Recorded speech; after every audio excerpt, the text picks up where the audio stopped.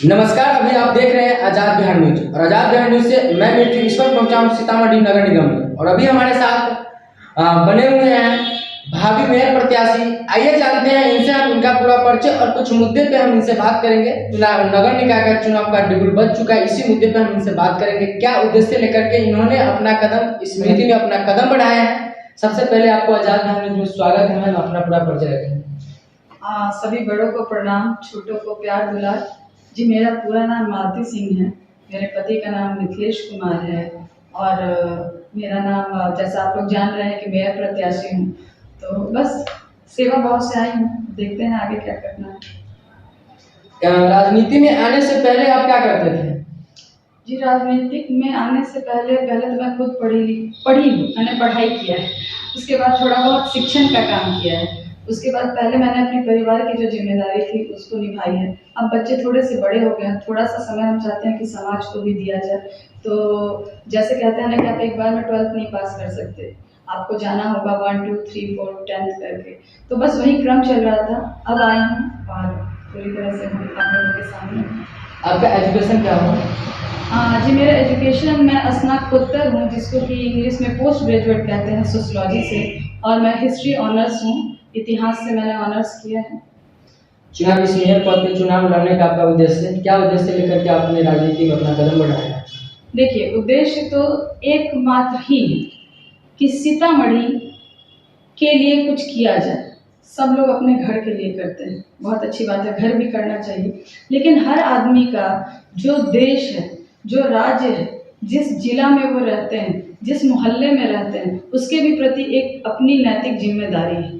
तो बस सीतामढ़ी में हूँ और ये अगर अपॉर्चुनिटी आई है, ये अगर मौका मेरे पास आया है, तो मैं चाहती हूँ कि सीतामढ़ी को मैं कुछ करके जाऊँ थोड़ा सा ये। और जिस अभी अवस्था में है सीतामढ़ी, तो ये देखिए, बहुत एकदम सीतामढ़ी थोड़ा पिछड़ा भी हुआ है काफ़ी, क्योंकि भारत का सबसे उत्तरी क्षेत्र पड़ता है, तो हमेशा से ही थोड़ा इग्नोर्ड रहा है बहुत ज़्यादा यहाँ पे। अब तो सड़कें वगैरह थोड़ी पहले से ठीक हैं, नहीं तो एक समय था जबकि यहाँ आने के लिए अगर आप बस से आ रहे हैं तो 8 घंटा लगेगा कि 10 घंटा लगेगा, कोई जान नहीं सकता था, कोई कह नहीं सकता था। तो उस वजह से यहाँ का जो व्यापार था, बिजनेस था, स्टडी था, हर चीज़ पे प्रभाव था, बुरा प्रभाव था। गुड इफेक्ट्स नहीं कह सकते हैं इसको, बुरा प्रभाव मैं कहती हूँ। अब धीरे धीरे ये उन्नति के रास्ते पे बढ़ रहा है, सीतामढ़ी भी आगे बढ़ रहा है, नगर निगम बन गया है, जनसंख्या के आधार पर नगर निगम बनता है नगर पालिका से। तो अब जनसंख्या बढ़ गई है और अर्बनाइजेशन जिसको बोलते हैं, नगरीकरण, इसका क्षेत्र जब बढ़ता है तो अब नगर पालिका से नगर निगम में आते हैं। तो अब भाई राज्य सरकार का भी सोचना है कि अब थोड़ा यहाँ पे विकास हो रहा है, चलो इसको नगर निगम बनाया है। तो अब नगर निगम का जो मेन काम है, जो मेयर का पद है, जो आप लोग जानते होंगे, वो जो है वो नगर आयुक्त के साथ मिलकर नगर निगम का विकास करते हैं, नगरीय विकास करते हैं। तो बस यही है कि अब नगर को वाकई नगर का रूप दिया जाए। कितने वार्डों का आपका ये नगर निगम है? 46 बोलते हैं। मतदाताओं की संख्या लगभग 1,65,000 के आसपास है। थोड़ा अगर मैं बिल्कुल परफेक्ट नहीं हो सकती हूँ, मे भी कुछ कम बेसी हो, लेकिन 1,64,000 तो है ही है। पहले आप छात्र जीवन में थे, स्टूडेंट के रूप में थे, उसके बाद कुछ दिन स्ट्रगल करने के बाद प्रिंसिपल भी रह चुके हैं, ऐसा लोगों का कहना है। अचानक से राजनीति का आपने कदम बढ़ाया है, क्या सोचकर? देखिए, अचानक कुछ भी नहीं होता है, एक बात बड़ा समझना होगा। आप किसी भी पॉलिटिकल बड़े जो नेता हैं उनका आप अगर जीवनी देखेंगे ना, पलटेंगे, तो आपको समझ में आएगा कि अगर वो सक्सेसफुल है तो वो एक दिन में नेता नहीं बने। मैं भी अगर इस मेयर पद के लिए अगर दावेदारी में खड़ी हूँ तो मैंने एक दिन नहीं दिया है। देखिए, जब मैं क्लास 11th में थी ना, 1997 में, तभी यूथ पार्लियामेंट का सिलेक्शन हुआ था और तब मैं उसके लिए रिप्रेजेंट किया था मैंने अपने स्कूल को। तो आप सोचिए कि एक 15 साल की लड़की, ठीक है, उस समय लोग डिसाइड करने लगते हैं कि क्या बनना है, क्या करना है, या इंटरेस्ट किसका किसमें है। तो तब भी मेरा ह्यूमैनिटी ही सब्जेक्ट था, यानी आर्ट्स था, जिसको आम बोलचाल की भाषा में आर्ट्स कहते हैं। हिस्ट्री, ज्योग्राफी, इकोनॉमिक्स मैंने पढ़ा है। तो मैंने वो पढ़ा, तो भाई हिस्ट्री में तो लोग सभी पॉलिटिक्स पढ़ते ही हैं, जो भी कंटेम्प्रेरी हिस्ट्री है या फिर आपका एंशिएंट हिस्ट्री, जितने भी हिस्ट्री के पार्ट्स आते हैं। उसके बाद मैंने हिस्ट्री से ग्रेजुएशन किया, यानी कि 3 साल में आप जो है 2, 4 और 4, 8 जो सब्जेक्ट होता है, सिर्फ इतिहास का ही मैंने पढ़ा है। और उसमें मेरा सब्सिडरी था सोशियोलॉजी, जिसको समाजशास्त्र कहते हैं। इतिहास मैंने पढ़ा, पॉलिटिक्स में मेरा पहले से 11th से इंटरेस्ट डेवलप हो रहा है। फिर 12th जब मैंने पोस्ट ग्रेजुएशन के लिए जब मैं गई तो मैंने जानबूझ के सोशियोलॉजी को चुना, जिसको समाजशास्त्र कहते हैं। देखिए, राजनीतिक लेवल पे बदलाव तब तक नहीं आ सकता है ना जब तक आप समाज को न समझते हैं। समाज की जो सबसे छोटी इकाई होती है वो परिवार होती है। हर परिवर्तन परिवार से होता है, इंडिविजुअल से होता है, व्यक्तिगत तौर पर होता है। तो जो आदमी व्यक्तिगत तौर पे परिपक्व है, बातों को समझता है, समाज को समझता है, राजनीति को समझता है, उसमें भी बिहार की राजनीति कुछ अलग लेवल की राजनीति होती है। कहते हैं कि जो लोग बिहार से नेता निकलते हैं या यूपी से निकलते हैं उनमें इतनी काबिलियत होती है कि वो देश को लीड कर सकते हैं। तो मुझे ऐसा लगा कि मुझे साथ अब तो जनता बताए, भाई जनता जनार्दन है, आप लोग हैं, आप लोग के माध्यम से जनता बताएगी कि मैं इस काबिल हूँ या नहीं। अगर उनका विश्वास होगा अच्छे कामों में, अच्छे लोगों में, तो निश्चित रूप से आगे बढ़ूंगी। क्योंकि चुनाव के समय बरसाती मेडल की तरह बहुत सारे प्रत्याशी अपना नॉमिनेशन दाखिला करते हैं, लेकिन जब वोट लेने के लिए मतदाताओं से बहुत सारे वादे करते हैं कि हम जो भी समस्या है मैं उस पर खड़ा उतरूंगा, लेकिन वही चुनाव चयनित हो जाते हैं तो वो अपने वादे से मुकर जाते हैं। ऐसे व्यक्ति को क्या कहना चाहेंगे आप?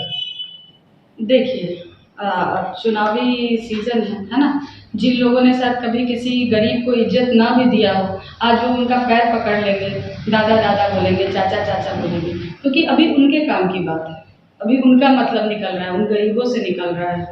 लेकिन ये सिर्फ चुनावी तक ही, या फिर कोई भी नेता अगर कोई ऐसा करता है ना जो अपने आत्मसम्मान को भी बहुत ज़्यादा नीचे रख के जाता है, तो वो निश्चित है कि वो टेम्पररी है, वो सिर्फ तत्कालिक है, जिसको कहते हैं कुछ समय के लिए। जो इंसान अपनी इज्जत करता है ना, जिसको अपना सेल्फ रेस्पेक्ट प्यारा होता है, वही बाकियों को भी इज्जत दे सकता है और आगे तक इज्जत देता रहेगा। जो लोग अभी आपके पैरों में गिर रहे हैं या पैसा खर्च कर रहे हैं, उनका डेफिनेटली है कि चलो भैया कुछ दिन का बात है, अभी तो पैरों में गिरना है, एक बार पोजीशन आ जाएगा तो फिर ये सब पापड़ बेलना नहीं है, आराम से कुर्सी रहेगा, पैसा रहेगा, क्या करना, तब साथ वो उनको पहचाने भी नहीं। देखिए, मैं सबके पास जाती हूँ, मुझे अच्छे अच्छे लोग इनवाइट कर रहे हैं, मैं बहुत ब्लेस्ड हूँ, मुझ पे आशीर्वाद है ईश्वर का, समाज के लोगों का। वो लोग मुझे खुद बुला रहे हैं, खुद बता रहे हैं, खुद गाइड कर रहे हैं, मार्गदर्शन दे रहे हैं। तो देखिए, हम सबसे हाथ जोड़ते हैं, निवेदन करते हैं, क्योंकि जनता ही सब कुछ जानती है, सब कुछ करेगी। तो आप लोग बड़े ही समझदारी से, बहुत हड़बड़ाहट से नहीं, बहुत चीज़ का खेल होता है पॉलिटिक्स में, लेकिन आज भी जनता इतनी सक्षम है कि अगर थोड़ा समझ दिखाए ना तो अच्छे लोग आज भी आपका हाथ पकड़ेंगे। ऐसा नहीं है कि सिर्फ क्रिमिनल या बाहुबली, लोग बोलते हैं कि आप बाहुबली नहीं है, ये नहीं है, ऐसा नहीं। अच्छाई गई नहीं है, कहीं नहीं है, अच्छे की भाषा अच्छे लोग समझते हैं और डेफिनेटली अच्छा मेयर मिलेगा सीतामढ़ी, मेरा विश्वास है ऐसा। जब जाते हैं आप अपने मतदाताओं से इस चुनाव को लेकर के मिलने के लिए जाते हैं, क्या क्या समस्याएं आपको नजर आता है आपके इस नगर निगम में?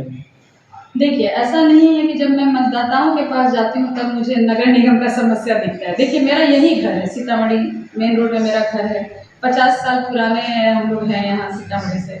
एक गांव है नरहा, जहाँ से मेरे बाबूजी थे, यानी फादर इन लॉ थे, तो बहुत दूर नहीं है, 13 साल मेरी भी शादी को हो रहा है, 13-12 साल, तो मैं यहीं रह रही हूँ। तो इसके लिए जितने भी जनप्रतिनिधि या तो जो बाहर के हैं जिनको सीतामढ़ी का पता नहीं, उनके लिए ये सवाल है।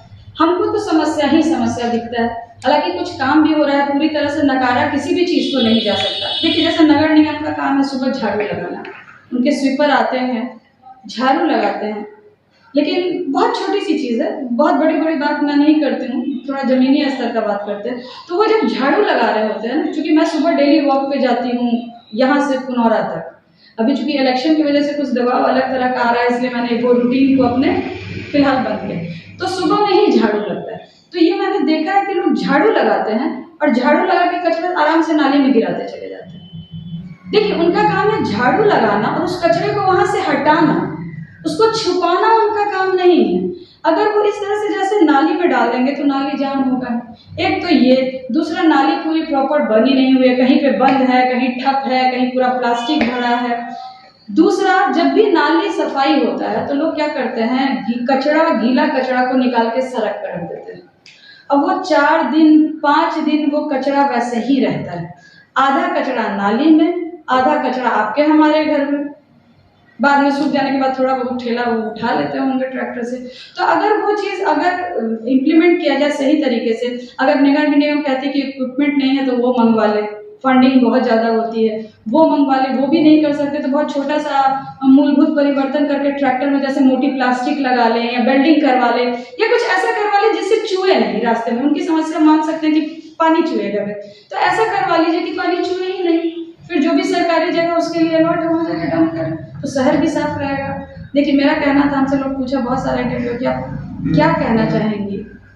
हम चाहेंगे कि भाई जो टूरिस्ट आते हैं उनके पैर में गंदा नहीं लगे, बस इतना ही। बहुत छोटा सा चीज़ है, बहुत बड़ा वादा नहीं कर सकते कि हम ये बिल्डिंग बनवा देंगे, लेकिन छोटा छोटा चीज़ जब होने लगता है ना, परिवर्तन अपने आप दिखने लगता है।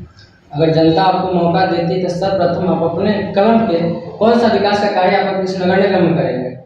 सबसे पहला विकास ये जो नाली का है ना, ये कचरा जो जमा हो जाता है ना वो नहीं होगा।